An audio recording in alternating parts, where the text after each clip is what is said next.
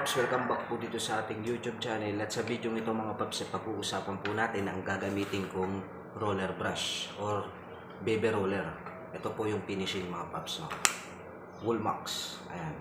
Para po dito sa ating pintuan. Ating gagamitin po na pintura mga Paps ay automotive enamel. Tanong nga bang pagkakaiba nitong dalawa nito mga Paps, no? So, may kita niyo po siya, Woolmax.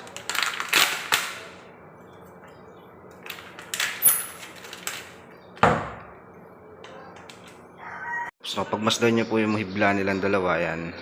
Kung mapapansin nyo po siya talaga siya, oh. Ayan, oh.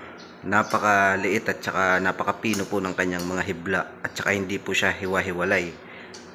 Hindi po katulad dito sa isa nating baby roller. Ayan, makikita nyo sobrang tataba ng hibla. At saka yung hiwa-hiwalay po yung hibla niya mga Paps, no? Yung pinaka ano niya.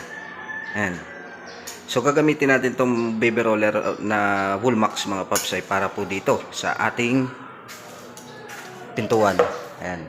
So dito ang preparation po natin dito. Primer, masilya, primer at saka po ng automotive enamel po. Ayan. Ito po siya. Ayan, para po dito yan mga Paps, no, sa apat na pinto kasi po ano po ito apartment. So dito nakapinish na po yung loob niya, nakapinish na rin po. Meron pa po dito na aayusin pa kasi nga po yung pinaka-gutter niya ay tumutulo ayun. Tapos dito naman mga Paps, no, bali na simulan na po natin dito na i-baseboard na po natin ito. Ayan. Tapos yung pinaka-jam niya. So, pintuan na lang mga Paps para maisarado na tong kwarto na to. So, tara mga Paps, pinturahan natin. Mga Paps, no, sisimulan na po natin ang pagpipintura rito sa ating pintuan. So, dito mga Paps, lilihain muna natin ito. Tatanggalin po natin yung mga medyo bukol-bukol po nito ng kaunti para po makinis po talaga siya kapag pinahira na po ng pintura. So, yung mga Paps, lihain muna natin.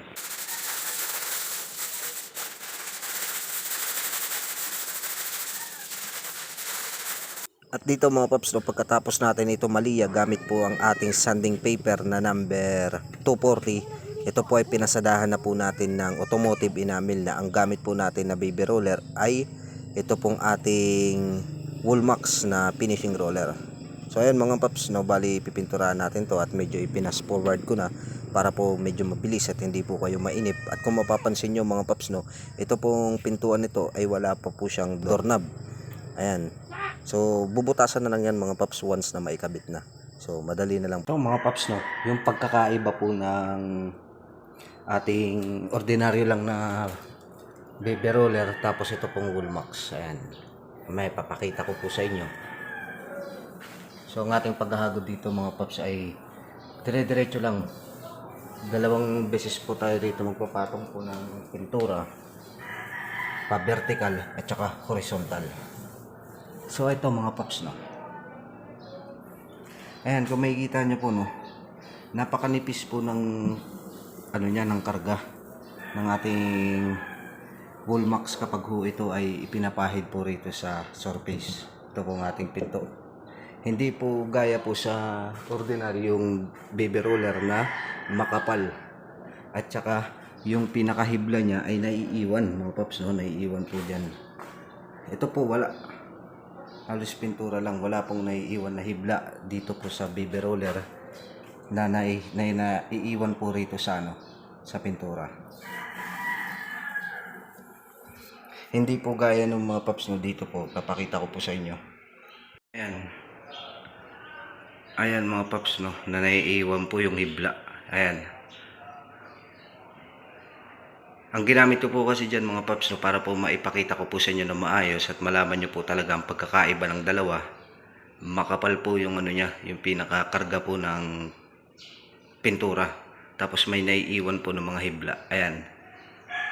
Makikita nyo po yan, mga hibla po yan ng baby roller. Yung mga buhok-buhok po na naiiwan dito sa pintura. So ayan mga Paps, ang pagkakaiba po nilang dalawa. At dito bali pinagpatuloy natin ang ating pagpipintura at ang ating pasadas dito ng pintura mga Paps ay ito po ay pa-vertical. So sa pangalawang patong natin ito po ay gagawin nating horizontal. So ayan mga Paps, bali maghihintay lang po tayo rito ng ilang minuto, mga 25 minutes or 1 hour, ay pwede na po natin ito patungan. So, bali pangalawang patong na po ang gagawin natin para sa ating pintuan. So dito mga paps, pinturahan na po natin ito. At dito mga paps, bago natin ito patungan ng second coat, ito po ay ating lilihaan muna ng number 240 pa rin. Ang purpose naman yan mga paps ay para po matanggal yung mga bukol-bukol, no, para pag second coat natin ay talagang makinis po siya at wala po siyang bubukol kapag ito ay himasin mo.